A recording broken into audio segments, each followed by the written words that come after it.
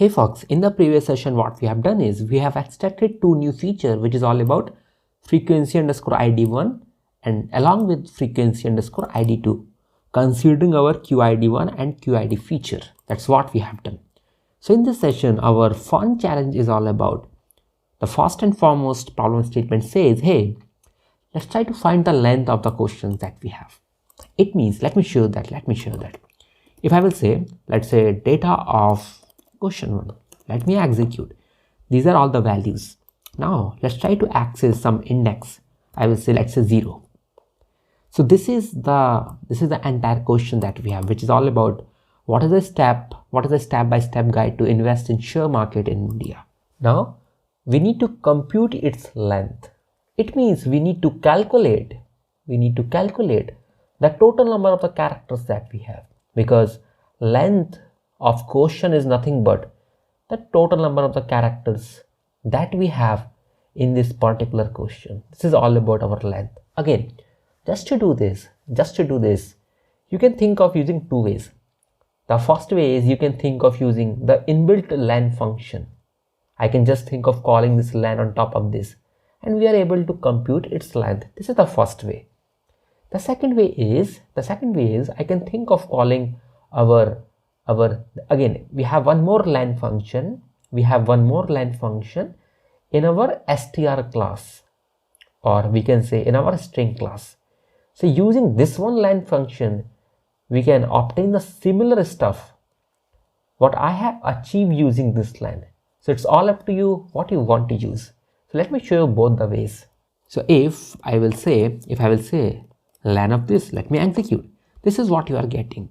Similarly, if I will say data of question 1 dot str dot len, let me execute. Again, this str dot len function is basically defined for a series that we have, because data of question 1 is nothing but a series. Let me cross check that. So if I will say, hey, what is the type of this? Let me execute. It says this belongs to our series data structure. You can check. Now let's try to store all these values in some feature. So I will say, let's say q1 len. Let me say let me execute this line of code. Now similar stuff we have to do with respect to our question 2. I will say it is question 2. I will say it is all about q2 len. Let me execute. And if I will say data of head of 4, let me execute. You will end up getting two more features, which is all about q1 len and of course q2 len. So let's go ahead and try to understand the second problem statement, that is all about, hey, can you find the total words in question? Now here comes something interesting. The moment I say, let's say data of question 1 of index 0, let me execute this line of code. If I will compute its length, that is nothing but our 66, which is all about our total number of characters. Now we need to compute what are the total number of words instead of the total number of character. Hey, can you compute the total number of the words that you have? See, this is the entire word. This is the first, this is the second, this is third, this is fourth, 5, 6, 7, 8, and so on. It means what we need to do is, if I have to find the total number of words, I can think of, again, this is typically belongs to our string. This one typically belongs to our string data structure. I can say cool, can I convert this string into some list data structure? Again, just to do this, I can say, hey, can you split this string? Considering this space as separator? If I will call split on top of this string, we will end up getting our list. Then I can think of calling our inbuilt len function on top of this list, so that we will end up getting some count, some numeric value that is all about the total number of the words that we have with respect to the 0th index question 1. That is the entire approach just to find this. Again, there are some more approaches, but it is the most frequent approach even in the context of real world. So I will say just call a split considering space as a separator. The moment I will execute, you will end up getting the entire list. Now just compute the length of this list. So I can think of calling a len on top of this. Let me execute. It says, hey, you have 14 words in this entire question that you have, and there are 66 characters in this entire question. So that's the fundamental difference between both the stuff.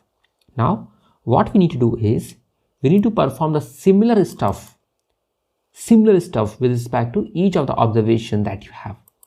So what I can do is I can say cool data of question 1 dot apply. Now we have to apply some function that will return what exactly the count.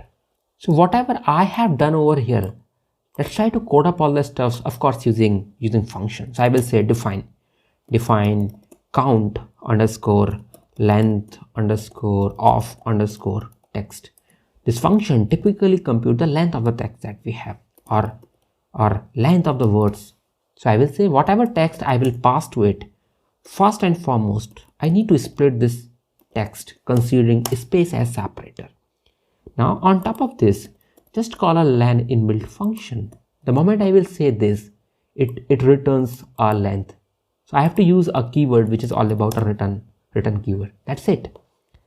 Let's try to apply this function let's try to apply this custom function what I have defined. The moment I will say this, let me execute this line of code. Now here you will end up getting a length, or you can say the total number of the words with respect to each of the observation that you have with respect to question 1. Now let's try to store it somewhere else. So I will say data of, let's say, question 1. I will say it is all about question 1. Let me execute it and let me copy all the stuff. Let me customize it. So I will say question 2. I will say it is all about question 2. Again, my bad. It is all about nothing but q1 underscore 1 underscore words. I will say q1 underscore and underscore words. And again, just to make things more easy, what you can do is let me show you what I am going to do. The moment I say data of head, let me show you the entire flow of the code. The moment I execute this line of code by a mistake, let me show you that. The moment I say data of head of 3, now you will see in question 1, unfortunately we are end up getting some numerical value just because of here what the mistake that we have done. Just to make things more clear, you can just go to cell, just click on run all above. Just click on this. All stuff gets executed again the moment I will call run all above. And if again I will execute this line of code, you will end up getting your correct output. Now I have to say it is all about qn underscore and underscore words. Similarly, this one is all about q2 underscore and underscore words. I have to execute this line of code, and again I have to execute this line of code. And if I will say data dot head of, let's say 3, let me execute, you will end up getting 2 more features which is all about q1 underscore and underscore words, and of course q2 underscore and underscore words. This is what we are getting just because of the function that we have defined. So that's all about this session, and if you guys have any issues, any doubts, feel free to ask with us in the Q&A of the course. That's all about it. Thank you. Have a nice day. Keep learning, keep growing, keep practicing.